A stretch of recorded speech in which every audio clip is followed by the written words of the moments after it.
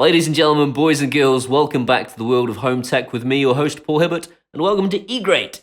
Is Egreat great? I'll be finding out today. A lot of people have been saying to me, Paul, I saw your video on how to control practically anything with Alexa using an Android device, but I don't have an Android device. Somewhere in my life I made a huge mistake and thought that Apple was the way forwards, and now I'm stuck. The answer is get yourself an Android set-top box, and this one is pretty awesome. Okay, I'm unboxing an Egreat 4K UHD media player A5, whatever that means. This is a product from Yorkshire. They pronounce it Egreat. That's absolute nonsense, of course. This is seriously Chinese. So we've got a few things written here. HDMI 2.0A with HDCP 2.2. Composite video output, optical and coaxial audio output. That'll be useful because that means surround sound outputs. RCA stereo audio output for those of you that don't have surround sound. 10100 1000M adaptive Ethernet, which is awesome, so I can connect it to my network, which will be a necessity because all my files are on a PC downstairs. USB 2.0 and 3.0 interface, which is great because I've got a USB 3 stick I can plug into it. 802.11 BGN Wi-Fi, which is good if you don't have Ethernet. Bluetooth 4.0, which means I'll be able to control it with a Bluetooth remote. External SATA port, which means I can plug an external hard drive into it. Micro SD card reader, which will be ultra useful as well. And an LED panel, whatever that means.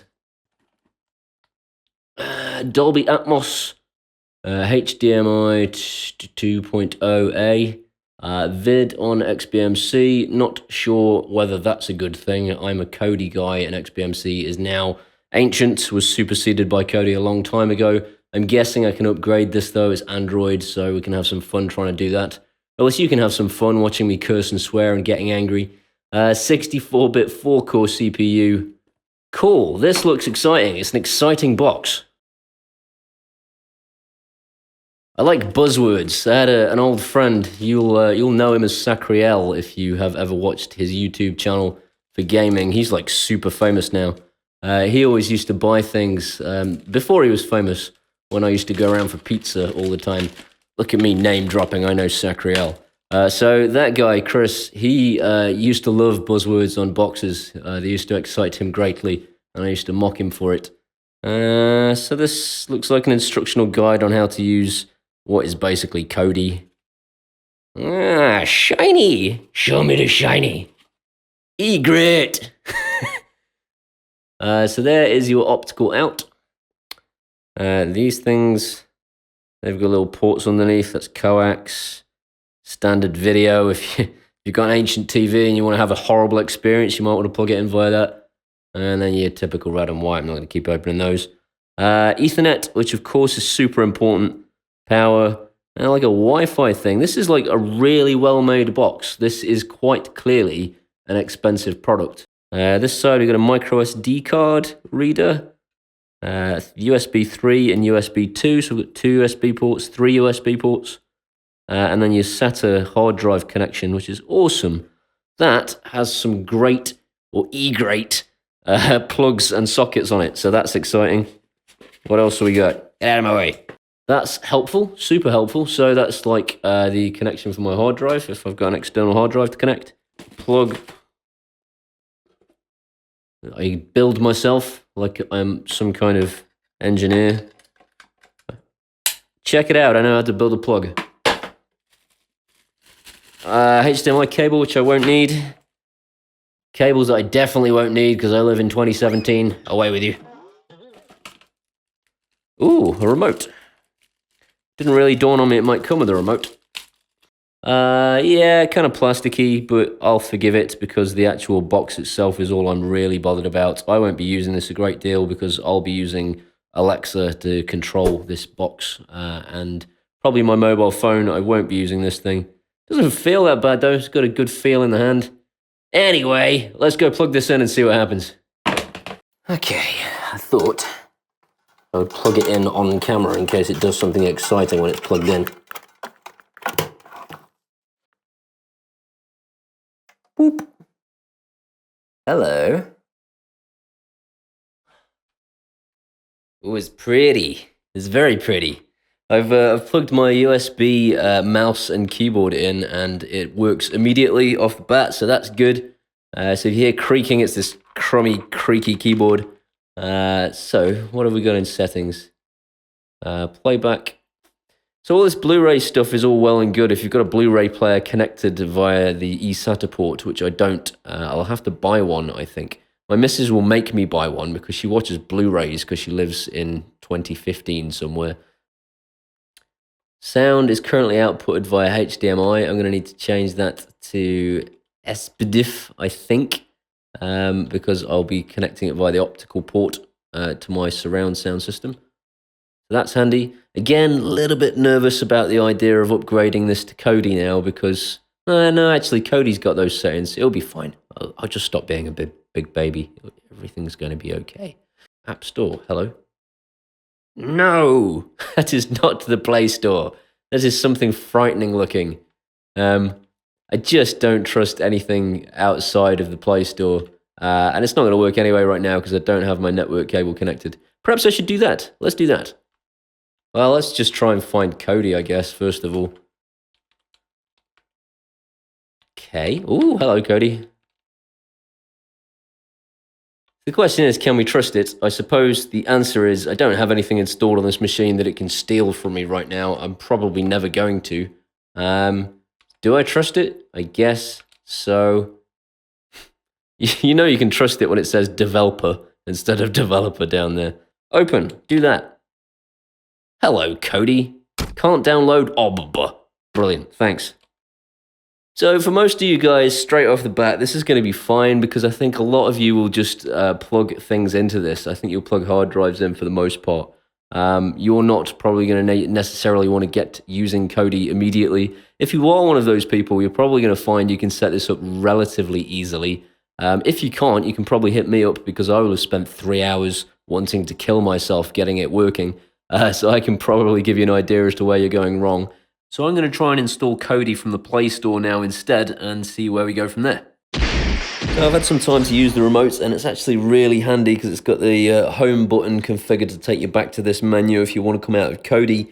I'm guessing you're going to probably want to spend most of your time in Kodi or XBMC anyway, so you might still end up just chucking this remote in the bin. But it has been useful for the purposes of navigating, at least to begin with, so worth chucking some batteries in it. System takes 42 seconds to get to this screen from cold off. So it takes 42 seconds to boot up. These things are almost entirely worthless. The video section, if you go in here and you map a network drive like I've done, you'll find that it's nonsense. So this is complete bollocks.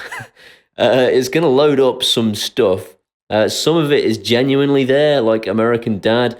Some of it I don't have at all, and it's showing up, which is super weird. I think it's misdetecting South Park as something. There you go, this Bellator stuff. I have no idea what that is. I don't know where it's got that from. They are actually South Park if you open them up. I also found, I'm pretty sure, the picture quality is worse when playing from here than it is from playing from anywhere else like Kodi or XBMC from this device. So, pointless. Entirely useless. But what you can use, which is useful from this menu, is if you go to all files and then USB, you can very quickly access anything that you've put on the USB stick, and anything that plays off the USB stick does in fact play in full quality. So if I play this 4K movie now from my USB stick, you get this menu, which will obviously be filled with data if it's something it recognizes.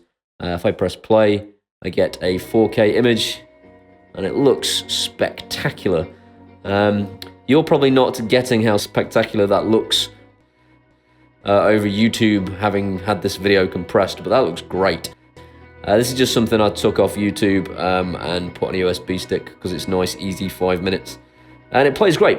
Does not play great over the network. So if I put that same file on my network store downstairs and try and play it across the Ethernet, nothing can do it. Even when I've spent a long time configuring Kodi with the correct buffer settings for such a scenario. So with that in mind, the vid on XBMC, which is a old school XBMC that we've got here, you'll find this Costa Rica in 4K 60 frames per second that we just watched on the USB stick. If I play it from here across the network, it fails miserably because 60 frames per second 4K is too much for my Ethernet connection.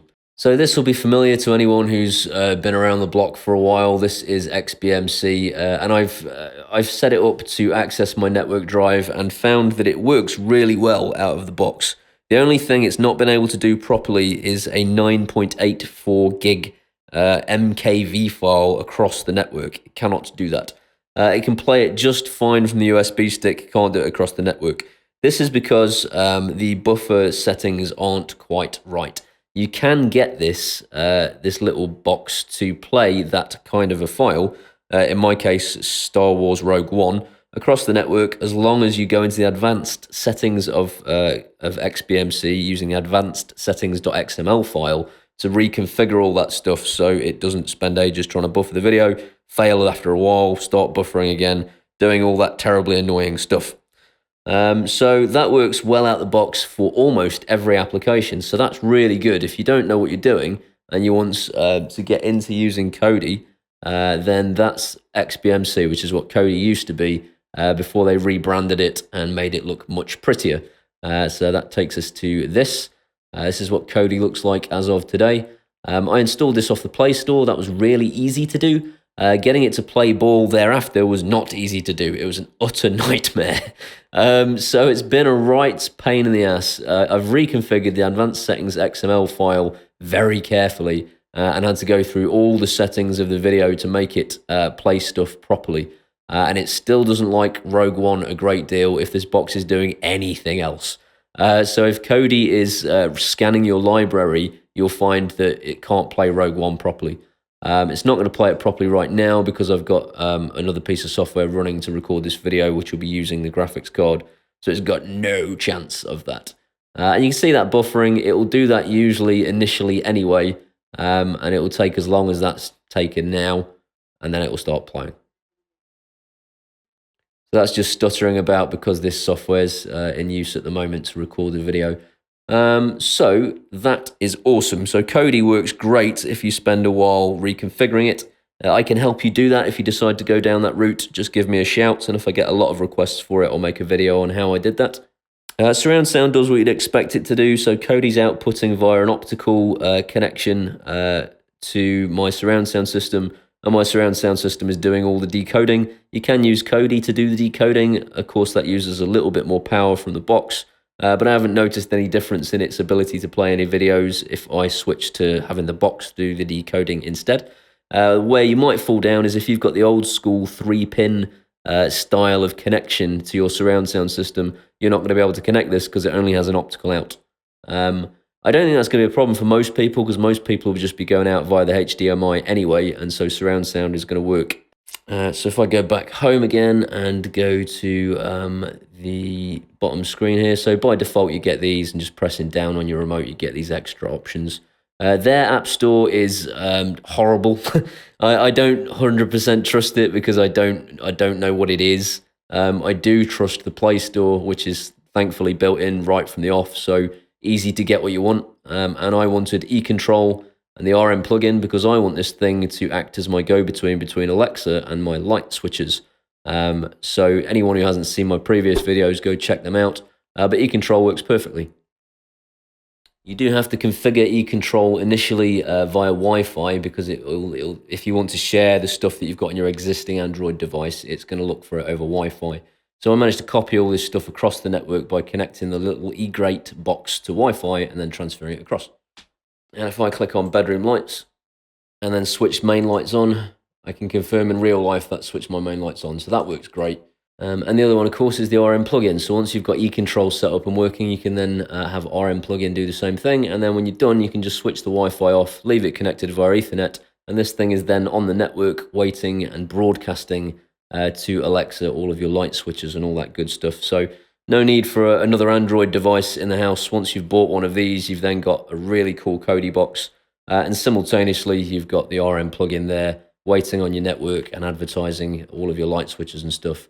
Via a very stable box. So as long as you don't install like a million things on this, it's always going to be very stable and it's always going to be on. So it is perfect for that.